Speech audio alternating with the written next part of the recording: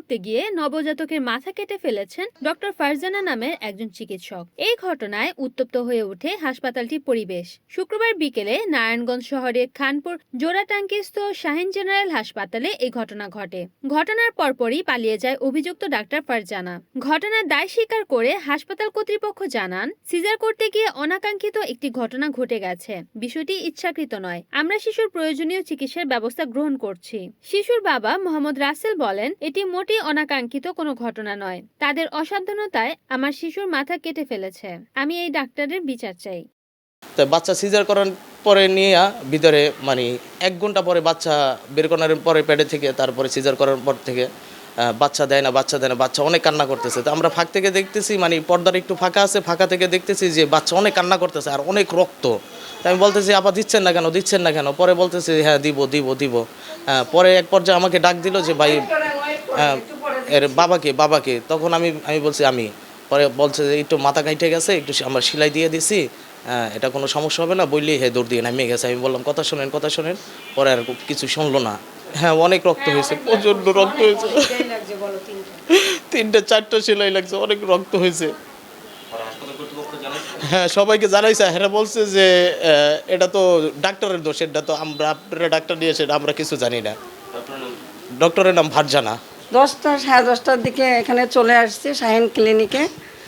তো সিজারে যখন ঢুকাইলো আমার বোনেরে, আমি গিয়েছিলাম, আমাকে বাইর করিয়ে দিছে। দেখার পরে বাচ্চা যখন প্রসব হলো, আমি দাঁড়ায় আছি, আমি জানালার কাছে দাঁড়ায় আছি। আমি দেখতেছি অবশ্য বাচ্চাটা নিয়ে আসলো, অনেক ব্লিডিং হয়েছে, অনেক। পরে আমি দেখে নার্সেরে ডাক দিয়ে বললাম, আপু কী ব্যাপার, বাচ্চার এত ব্লিডিং হচ্ছে কেন? কয় ওটা কিছু না, এমনি বাচ্চা হলে তো শরীরের ব্লাড থাকে, এই ব্লাড। তো আমি বললাম, না আমিও তো দাদি হয়েছি, নানি হয়েছি, আমিও তো দেখি বুঝি, তো অনেক ব্লাড, বাচ্চা কান্না করতেছে। আমি ওয়েট করতেছি বাচ্চা নেওয়ার জন্য, আমাকে দিচ্ছে না। পুরো 1 ঘন্টা হয়ে গেছে। আমি কী ব্যাপার, আপনারা বাচ্চা দিচ্ছেন না কেন? আমরা বাচ্চা দেখবো না? হ্যাঁ দিচ্ছি, একটু ওয়েট করেন। পরে ঢুকরে আমি জোর করে ভিতরে ঢুকছি, ঢোকার পরে বাচ্চা দেখি যে অনেক ব্লিডিং। তখন বললাম যে এটা ম্যাডাম, এটা কি হয়েছে? তখন বললো যে ওটা কিছু না, ওটা এরকমই হবে, বাচ্চা পানি ছিল না, এই জন্য ওটা কেসি লাগে এরকম হয়েছে, ওটা ব্যাপার না, ওটা কিছু ব্যাপার না। এভাবে উনি বলে না, আমি আপু দাঁড়ান ম্যাডাম দাঁড়ান, একটু কথা বলি। উনি কিছু না বলে লাভ দিয়ে নাইমে দৌড় দিয়ে গেছে গা। পরে আমি অন্য ডাক্তার ছিল, ক্লিনিকের ডাক্তার ছিল, ওনাকে বললাম। তখন বললো যে আপু এটা আমাদের দোষ না, তো আপনারা যে ডাক্তার ঠিক করছেন ওনার ব্যাপার আর আপনাদের ব্যাপার, এটা আমরা কিছু বলতে পারবো না। এই রোগীটা ম্যাডামকে দেখানো, আমাদের যিনি ডাক্তার ফারজানা নাম, ঢাকা মেডিকেল বর্তমানে সে কর্মরত। ওনার চিকিৎসাধীন অবস্থায় উনি আমাদের এখানে সিজারিং করতে আসছে। তো ম্যাডাম বললো যে সকাল 8:30 বাজে অপারেশনটা করবে। তো 8:30 না, ওনার আসতে একটু দেরি করছেন। তো দেরি করার পরে মেবি 10টা নাগাদই হয়তো আসছে। আসার পরে ম্যাডামকে জানানো হলো যে আপনার রুগীটা আসছে। তো এই রুগী আগে পরে আমাদের সাথে পরিচয় নেই, ম্যাডামের সাথেই পরিচয়। ম্যাডাম আগে ট্রিটমেন্টেই আছে। অপারেশনের ক্ষেত্রে আমি কিছুক্ষণ পরে শুনতে পারলাম যে বেবিটাকে এই অপারেশনের ক্ষেত্রে বেবিটাকে যখন বের করা হলো, তখন এটা বেবির মাথায় নাকি একটু আঁচ লাগছে অথবা কেটে গেছে, এরকম একটা খবর পেলাম। তাৎক্ষণিকভাবে আমরা দেখলাম। তো দেখতে যেয়ে ম্যাডামও দেখছে।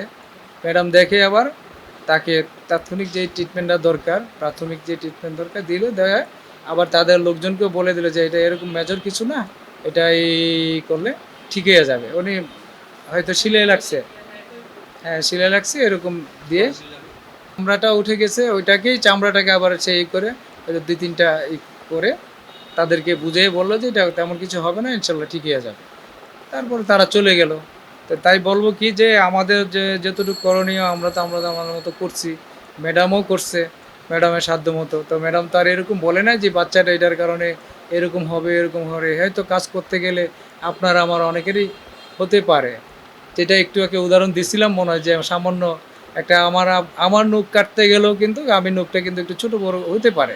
তো এটা হয়তো আর ম্যাডাম অনেক যথেষ্ট, আমি মনে করি তার ডিগ্রির কোনো ঘাটতি নেই, অনেক সিনিয়র ডাক্তার।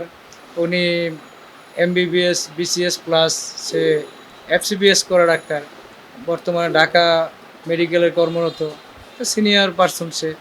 এরকমটা আমাদের ক্লিনিকে এরকমটা কখনোই শুনি নাই, আর ম্যাডামের তো শুনিই নাই, আমাদের এমনটা হয় নাই।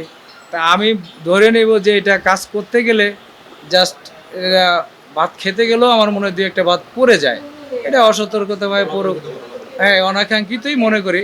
তাই এটা আমার যদি মেজর কিছু হয়ে থাকে, আমি হাসপাতাল কর্তৃপক্ষ হিসাবে আমি দায়ভারটা এরকম বলতে পারি, যদি যে বাচ্চার যদি মনে করেন মেজর কিছু হয়ে থাকে, তাহলে আমাদের অবশ্যই ম্যাডামের সাথে আলাপ করো যে ম্যাডাম এটা কী করা যায়।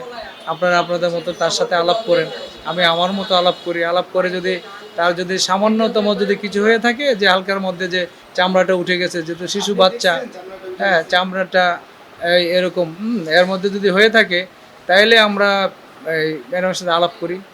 রিপোর্ট করেছেন সুমন ইসলাম, NNTV, নারায়ণগঞ্জ।